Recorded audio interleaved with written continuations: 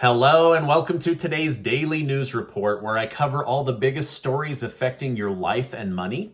You watch this channel each day because I keep you in the loop on what's really going on in Washington, D.C. with President Biden and the U.S. economy. Former President Donald Trump was raided by the FBI. If you didn't see my video from late last night, go watch it. I try to fairly go through without emotion what we know and what we don't know. However, his son Eric Trump gave an interview today where he stated the purpose of the raid was, from what was said, because of the National Archives, what they wanted. They corroborated whether or not Donald Trump had any documents in his possession. Eric said that Trump's lawyer was shocked that they sent 20 cars with 30 plus agents with no heads up because they've had a great relationship with people in the past because of him being the former president. So basically, they were saying that they do believe this has to do with the National Archive and not anything else at this point. But contrary to popular thought, the raid does not appear to be related to January 6th. With the information we currently have, it probably has to do with the Presidential Records Act and destroying records, keeping records, turning those records over. Basically, people in possession of classified information are required to turn it in at the end of their term or their duty. However, there appears to be speculation that Trump maintains sensitive documents. It's unclear what information these documents hold, but considering the FBI sent a reported 20 cars, it must be something big or something they feel is big. Even if documents are found, however, this will be a hard one to criminally charge, as many lawyers are coming out saying an acting president has the authority to unclassify documents prior to leaving the Oval Office, and these documents could have been declassified, which is why they were taken to Mar-a-Lago. At least it better be for the sake of the Democrats, right? Trump-hating Republican Joe Walsh, who previously stated he'd rather support any Democrat over Trump, commented on Twitter that Republican insiders, donors, and elected officials are seriously bumming out tonight because this FBI raid pretty much locked up the 2024 nomination for Trump. He also went on to say that even Republicans that were sitting on the sideline are now furious and will likely be voting for Trump. So this may actually do more damage than good for getting Trump back in the presidential race. And he's not the only one who's thinking this way. Former White House Communication Director Alyssa Griffin stated, "If it's seen as some sort of massive overreach and not something incredibly serious, this was a very good day for Donald Trump. And with the information we currently have, many people will probably see it as an overreach, thus confirming Trump's claims of government overreach in the minds of many." Former Senator John McCain's daughter said that unless there is something massive, the FBI and the Department of Justice just confirmed there is in fact a deep state and it hates Donald Trump, and they likely just handed him the 2024 presidency. Now, on the other side of this, former New York Governor Andrew Cuomo said this better result in something big, or the FBI just discredited the entire January 6th investigation, basically echoing McCain's words that people believe a dark web is after their former president. Now, as I predicted yesterday, Republicans are now calling on FBI Director and the Attorney General to appear before House members on this Friday, to explain their reasonings and actions for raiding a former president. It was shocking to many high-ranking officials because this has never happened in American history. However, as I stated last night, I believe the Attorney General Garland and FBI Director Wray will plead the fifth, or will simply say, I can't discuss the details of an ongoing investigation, but they are already both being called in to testify before House committees this Friday. In other news, President Joe Biden signed the CHIPS and Science Bill into law that will provide over $50 billion in incentive for the production of semiconductors right here in the United States. While touting this bill, he stated, "Today is a day for builders. Today, America is delivering, and I honest to God believe that in 50, 75, 100 years from now, people will look back on this week and they'll know that we met this moment." So President Biden believes that this is monumental legislation, that he will be looked back on 100 years from now as a hero. It appears that President Biden has been more confident in himself recently as bills and legislation that he supports are finally moving forward.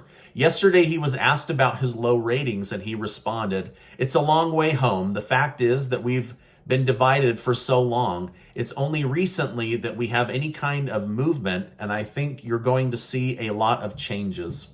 Now, in my opinion, it seems like he's hopeful that the recent progress he's been making will pay off big time for him and his party. However, some argue that Democrats wanted to see huge changes, and that these are just subtle changes. So we'll see what the American voter believes in a couple of months. Elon Musk of Tesla is telling his employees and other billionaire friends that we are in a recession. However, he believes it will be mild and only last about 18 months. He said the strong employment right now will keep the United States from dropping into a deep recession unless something big comes along and changes that. Tomorrow, new inflation data and the CPI numbers come out. I'm curious to know from you, do you think this will finally be the month that inflation starts to come down, or is it going to go up even more? Let me know your thoughts in the comments. Personally, I'm really hoping that it starts to come down. They thought it would come down last month, and it ended up going up another 0.5%. So I'll be on tomorrow to let you know the outcome. Now, one area Democrats aren't getting much attention for that is worth pointing out is within all the pages of the Inflation Reduction Act, which doesn't actually reduce inflation, Democrats gave $2.6 billion to conserve our coastal ocean coastline and $1.5 billion towards replanting trees all over the United States. Now, hopefully that money, that's a lot of money, hopefully that money actually goes towards the ocean and trees and not just a bunch of fake charities that pay themselves really high but get very little done. Like, I would love to hear that we planted 1 billion trees or, kept the ocean clean, something like that. One reason that Earth might be off with climate changes is we've lost over 1 trillion trees from either cutting them down, taking out the Amazon, deforestation. So we have 1 trillion less trees absorbing carbon dioxide and making new oxygen. So that right there could be a major reason. So we're about to throw $1.5 billion at the problem. Hopefully it makes a change. A judge has ended the Remain in Mexico policy. This means migrants who are able to get into the country will now be able to stay in the country until they are able to get a trial. Now, they will have housing and food, and they will be given a lawyer. And this means that more and more taxpayer dollars will be needed in order to help and to house these migrants as they wait for their trial date. This also means that Arizona and Texas will likely continue to bus thousands of migrants a day to Washington, D.C., New York City, and other cities that have made light of the 200,000 a month migrant problem at the southern border. So this is the way that the southern border is trying to catch the attention, is to send these migrants into other parts of the country. We'll see if anything comes of it. After Russia reportedly sent missiles at a Ukrainian nuclear site, the United States Pentagon has confirmed that we are sending anti-radiation missiles to Ukraine. These missiles are said to hone in on enemy radar sources. Now, not long ago, speaking of radiation, I told you about the Uranium Energy Company for the third time. Their stock continues to hold and rise. I wanted to let those of you who own the company like me know that yesterday it was announced that they are combining with UEX, another uranium company, to be an even bigger and stronger uranium company here in the United States.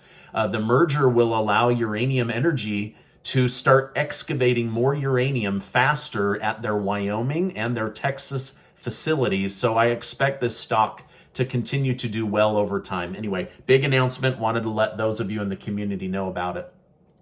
Also, for those of you who own a home that watch me, I'll be sharing some valuable information here in the coming days that I believe is a total game changer. I'm redoing a lot of the way I think about my own money and also the way that I think about mortgages. Other countries do mortgages different than the United States. I've been researching it. I've teamed up with a group and I'm going to be doing some education on this. I've been running all my own numbers here in the background at my whiteboard and thinking through it. And the outcome is my family's going to have a lot more freedom and money down the road. And I'm going to be sharing that information with you here very soon. President Zelensky of Ukraine is calling on all nations to block Russian citizens from traveling to their country or doing business in their country. He said it's time to back Russia into a corner and make them live in the mess that they've made.